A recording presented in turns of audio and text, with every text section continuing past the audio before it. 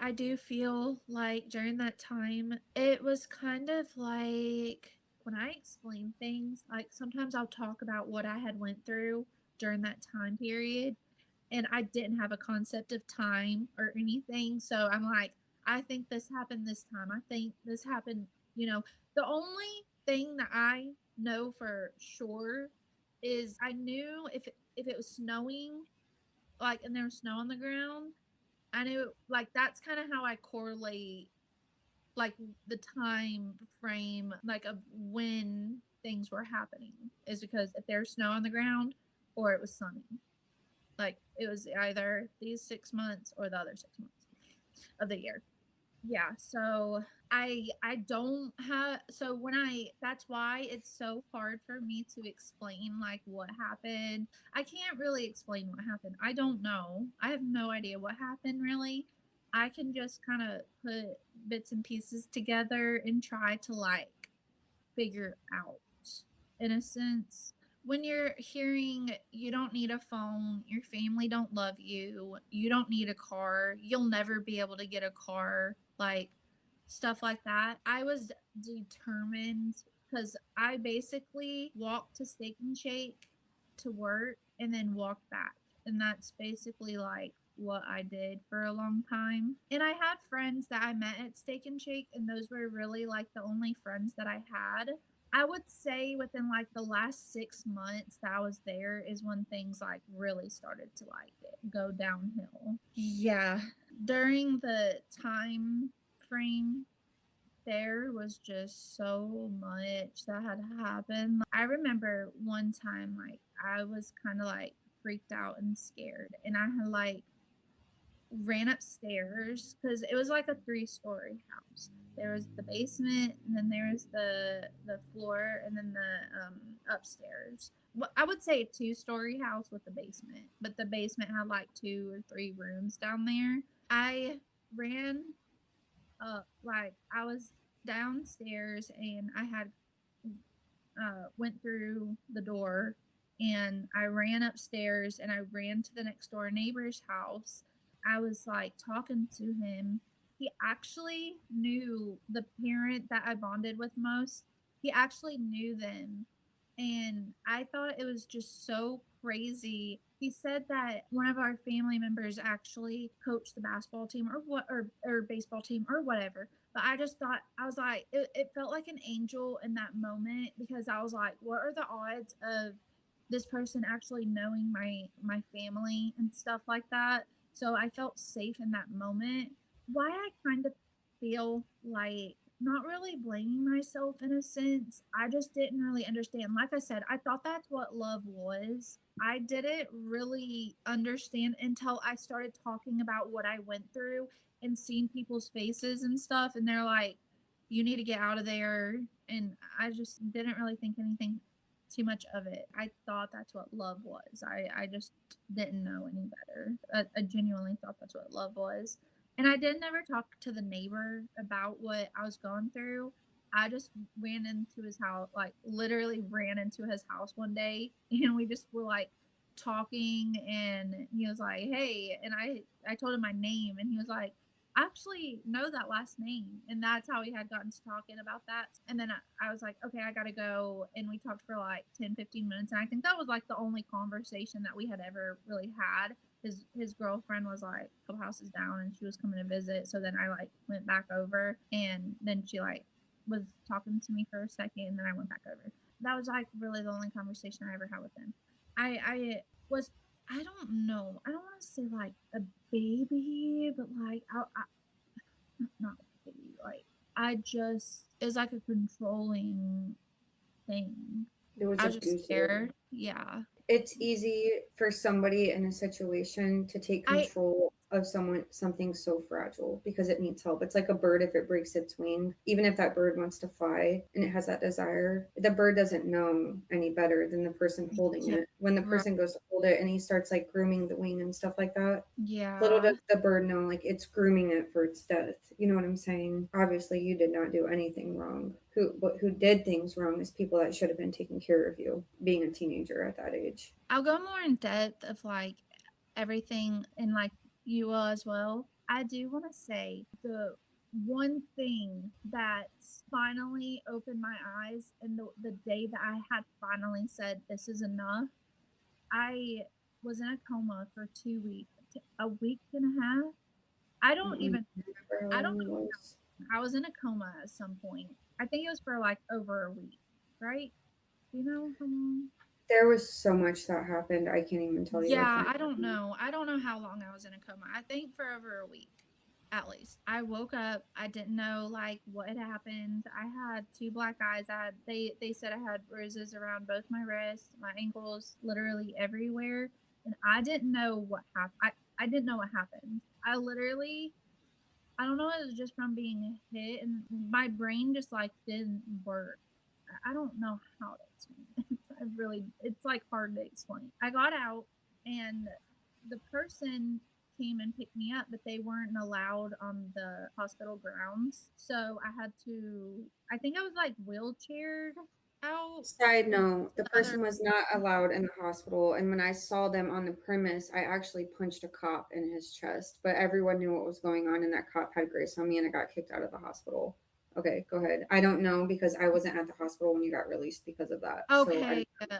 Yeah, because like barely anybody was there, and then I was like confused because I seen that person's face all over, and I was confused. I was like, "What the heck?" And then, like I said, I didn't have a phone. I don't think I had a phone then either. there was a phone in one of your bags, but they took it. Okay, and then But so I don't know if it was yours. okay, okay. I ended up getting wheelchaired, I think, and then I had to go to like we had to either hurry or they wheelchaired me to like the parking lot next to the hospital. We get back to the house and I couldn't walk cuz I had to have surgery. They were walking me down to the basement and I said I don't want to be down here anymore. Like I didn't remember what happened, but I was like I don't want to be down here anymore.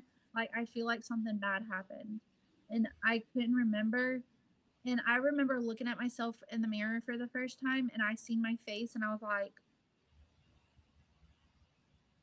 I didn't recognize myself. I looked like just like bruised up. My hair like it just I was bruised everywhere. And then I said, can we move everything upstairs?" So the people that we were living with ended up moving everything upstairs. I was there for like 2 weeks. I met somebody and they were like somewhat helping me kind of out of the situation. And then there was a time when I had gotten out of the hospital where this person that I was staying with brought me like a little plate of strawberries and I was starving. I had just got out of the hospital, so I was like extremely hungry.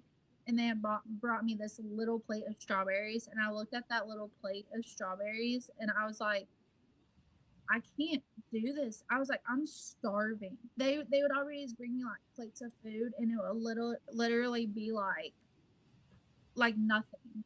You know, I was like just so hungry. And I remember just thinking to myself, I was like, I can't. I was like, I have never been so hungry in my life after getting out of the hospital. And like when they brought me that little plate of strawberries, I was like, is there anything else? And then didn't bring me anything else. I was like, dude, I need to eat. I'm starving. I need to like eat something. And then that continued for like 2 weeks and I was like, I can't do this anymore. I ended up getting another job that made decent money, got a car, got an apartment, was staying with a friend for a little while that I had just met like right after I had gotten out of the hospital. Like not right after, but shortly after I'd gotten out of the hospital. I just met a friend that at Adrian's house because we had come visit. Right? Yeah. At some point I was picked up from the hospital. At some point I was living there for I was in downstairs for a little bit and I said I want to move upstairs. I don't want to be down here anymore. Moved upstairs and then I was upstairs for a little while and then met a friend and got that's whenever I got out. The whole situation's confusing. It's hard for me to explain. It's hard to talk about and I don't know like the specific timelines of anything at all. Because even when I got out of the hospital, I didn't have a phone. I don't know where it went, but I didn't have a phone then. So for about 3.5 years, I just don't have any concept of like any time or anything. So I don't know. Yeah, then I had moved. in with a friend, and then I was in my own apartment for like a year and then met Jared. I'll go more in depth what happened leading up to the hospital. I talk about it all the time to like Adrian or Jared. It's so hard for me to like piece things together because I don't remember much. All I really know is I woke up in the hospital and my body just covered bruises. Yeah. And I don't really talk about that to anybody. I like that story in general, that part of my life. And there was so much more that happened. It's hard for me to explain because I don't either remember or don't know. I remember I packed my stuff up in that apartment. And I remember he kept showing up at that apartment after. He showed up like twice at that apartment. Like sometimes I get scared to like talk about it and stuff, especially on social media or just to anybody. That's why I like get so nervous talking about it, especially I just don't want them to have any reason to like find me or God did not protect you out of that situation to bring you into a Jared situation. literally said the same thing. He was like, he didn't give you a second You did chance. not survive that. I'm telling you right now. Like Jared said the same thing. I'll have to try to come up with a timeline for y'all to make it make more sense. But I don't think a timeline is necessarily needed. I think yeah, an explanation also isn't needed. I think you sharing what you're sharing is exactly what you were called to do in this moment. And the timeline and everything else, anybody who's listening to this, a timeline is the least important in this situation. yeah, I don't want you to even think about trying to form a timeline or try to think more on it. What you're sharing is something that me and you have talked about, obviously, and you coming forward and sharing it. I'm not cutting her short, but I am piggybacking to say anyone who's listening to this, whoever's ears it reaches, whether it's to an extent, a farther extent in the ocean, or your eyes only see the water, be careful with twisted truths. yeah, When you are in a dark and heavy place, this is the reason Kaleen is able to sit here and share. If somebody hears this and they're in a situation, be careful of a twisted truth no matter what situation it is, because people can take a truth and they can twist it into a situation that can become death or life. yeah. This also is giving hope and showing a merciful and powerful God. Yeah, like he really is he really, really is. Like I wouldn't be here today if it wasn't for him. This whole podcast isn't to sit here and bash anybody or even Yeah. our parents at that. And if it doesn't show Kaleen being able to sit behind a mic right now and that we even are in each other's lives, honestly, after all the chaos and that God is not real, I don't have any other answer. I don't have any other answer. I think that Kaleen sharing tonight is huge. I don't want that to discredit anything that you've been through though. Like that's what I was saying. Like I don't want Kaleen, I've said this before and I'll say it again and I'll probably say it again. If you listen back to the podcast, I have had my time to share and I will have my time to share. This yeah. moment is to not sit here and say, well, you went through this. No, Yeah. you're sharing what you went through. And in the next couple episodes, I'm going to be able to share my perspective through that whole thing. Yeah, honestly, that's going to be great. I genuinely just don't know what happened. I have no idea.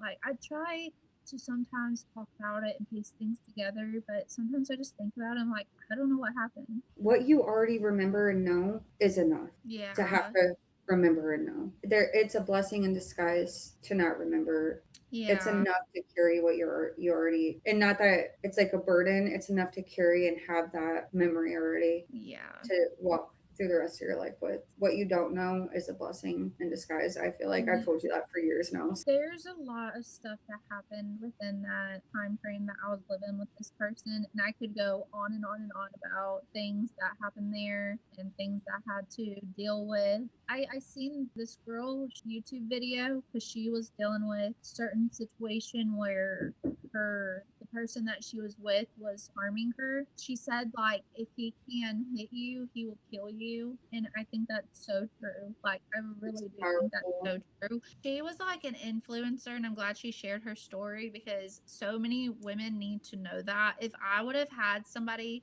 that I could have looked at during that time, I probably wouldn't have stayed as long as I had. Just know that eventually it was like progressively started out having no phone, ended up in a coma for 2 weeks, and within a 2-3 year time span. It doesn't get better, it gets worse for most situations. They'll say, I'll never do that again, or The next day, I love you. You're so beautiful. You're my yeah, life. yeah.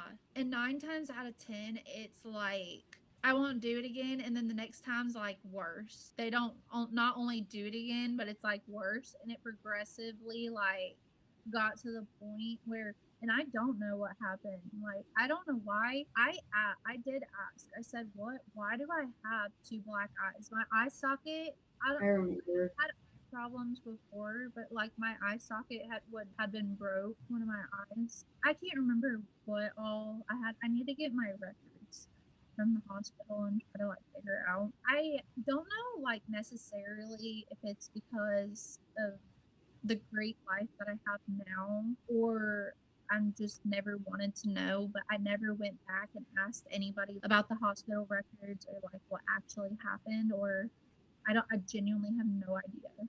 But I do think that I need to call up there and try to like get the records. I don't think you need the records. It's over and done with, and like What to you're not sharing know. now is enough. Yeah, like It's enough. with the substance situation, after I got out of the hospital, they had brought me some substance, and I was like, then again, I was like, I can't. There was so many things, like, because I had 2 weeks. It had been a long time I was in the hospital. I got out and I was like a different person. I was like, I don't want to do this. I'm not You doing this were I anymore. I don't know the exact days. My days kind of got blurred together. I slept in the lobby. I was in North Carolina when I got the call from one of your friends. I had been sleeping in a park and had nowhere to go, and a family that helped us when we were kids drove to come get me because I needed help. I had told myself I wasn't going to see Toothbrush and all the X, Y, and Z. And then I caved and I saw him, and some stuff happened while we were down there right before I got the call about you. There was some stuff that happened with him. And then I got a call from your friend. And I was just kind of, when I got the call, I was like, she's probably just sick or something. Like, I don't know. I didn't think too much into it. I just didn't think anything. She was like, I don't know anything. All I know is that he called me and she's in a hospital and I didn't know what to do. I was at the house by myself, and then I called one of our parents and she called around to find you. Time passed. It was so slow, but it moved so fast. And then the next thing I knew, I get a call. She's in the hospital. We don't think she's going to make it. And then pictures came across my phone of you at the hospital. They had found you and you weren't supposed to make it. And when someone had finally got home, I had been sitting at the front door on my knees, bawling, waiting. I had been calling and calling and calling, and nobody was answering my call because I was like, I'm in North Carolina. I just came back here and I didn't know what to do. I got in a fight with them, and then we ended up coming to the hospital. So that's my side of things that I'll share at a later time. So I couldn't imagine like having a sibling be in that situation, but like I never went to the hospital for anything though. it So was no. you would have gotten that call. It probably had to have been like serious, like because I didn't talk to anybody. I we spent so much time, not so much, I don't want to exaggerate it, but we spent a lot of visits in hospitals as kids, wondering if people were going to make it in certain situations. This one was different. This one, no matter what we went through as kids or anything, nothing broke me as much as that. I So, know. I'm yeah, nothing sorry. broke me as much as that. So, no, you don't say sorry about I nothing. know. But you don't understand of everything that happened in this life. That is what broke me. I It just was remember different. waking up in the hospital and looking in the mirror in the hospital, and my face, it just looked like somebody like it looked like I was like a human punching bag. I was When like, I walked into the hospital like and saw you laying there, Kaleen, it didn't even look like you. It didn't even look like you. And then me and one of our parents actually stood outside while they put a breathing tube down, or a feeding tube, I think it was. They said you weren't going to make it. And then I slept in the lobby. Nobody was allowed in there because you were in the ICU. I think that's what it was, the ICU. I had nowhere to go anyway, so I just was sleeping there, and I'm like, I'm staying here. And then the next day, they said that you had to turn around. I spent that whole night like sitting there like thinking you weren't gonna make it, Kaleen. Nobody can tell me God is not real. When they said that you had to turn around and you were gonna make it out of that, I was like, thank you, God. Like I never lost my faith in God.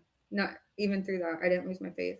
I sat in that hospital and I'm like, I'm gonna stay here and I'm gonna wake up and I'm gonna go and I'm gonna see my sister no matter what the condition is. Like I said, I'll share mine in a later episode, my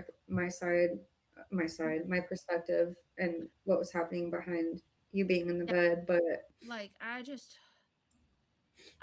was oh like, man, I don't know. I know it was just one of those things where I feel bad because like you're the one that had to see me like that and I don't remember anything. So you were I carrying basically guilt, like that misplaced guilt. So anybody listening to this and hearing what Keeling just said, that is misplaced guilt for you not to carry. I was like not there and then woke up and I'm like what the heck like literally just happened.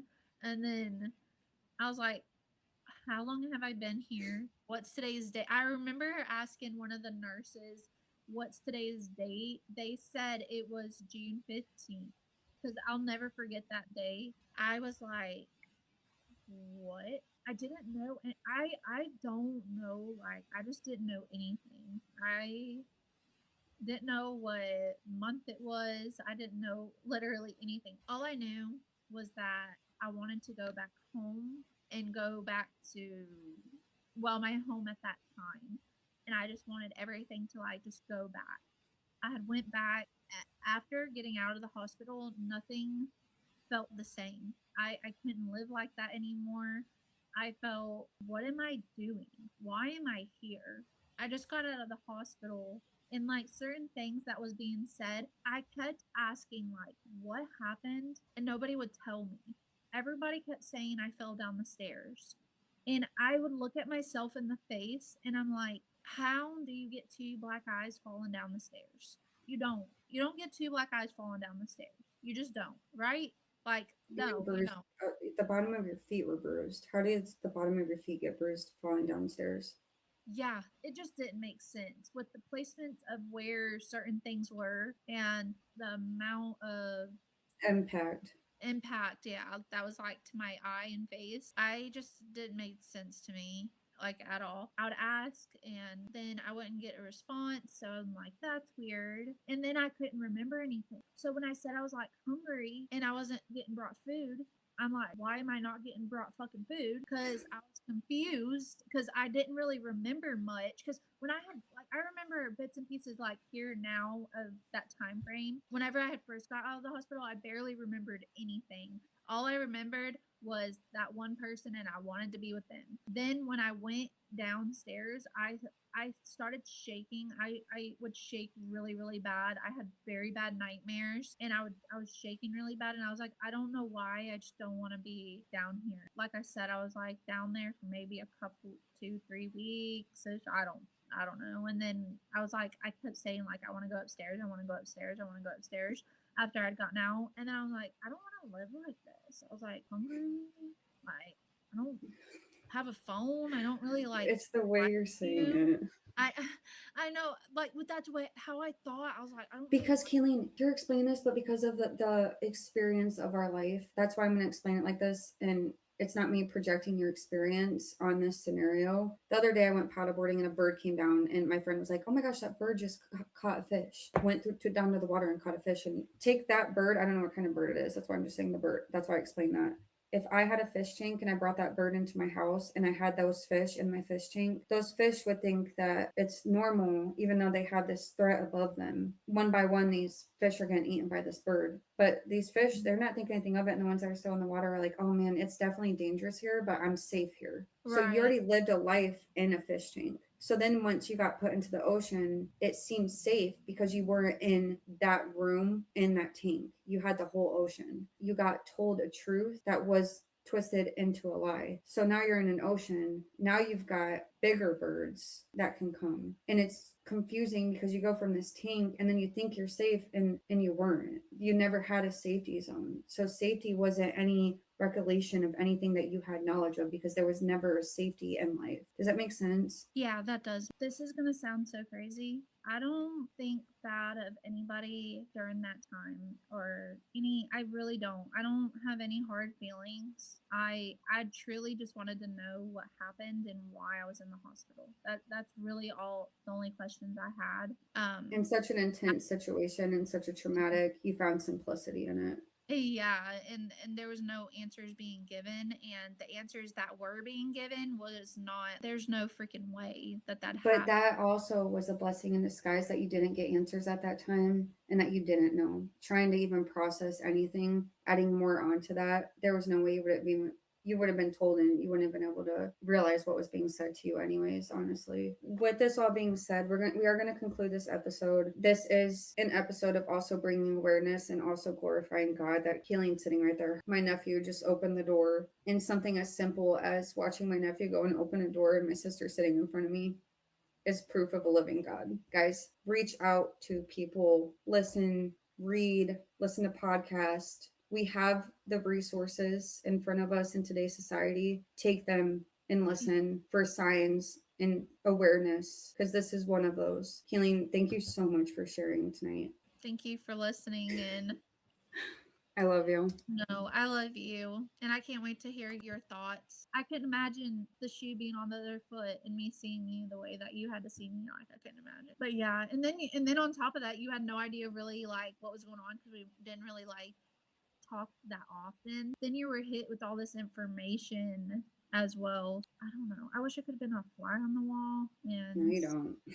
yeah, there's a reason why I don't remember everything. I remember bits and details, no, well, a little here and there, and I can only imagine like what actually happens. And I don't even know if that even was a part of it. I don't know if my brain's trying to fill in the gaps sometimes. Brains be And it's doing really that. not easy to talk about. It's like really, really hard No. to talk about, especially something so traumatic and then you don't remember anything that happened. Your brain's playing tricks on you and you're like, did it really even actually happen? Was that me? Like it doesn't feel like that. I love you. I love you. Now let's do this now. Like, I'll do it too. That way you're not alone. I love you. love you.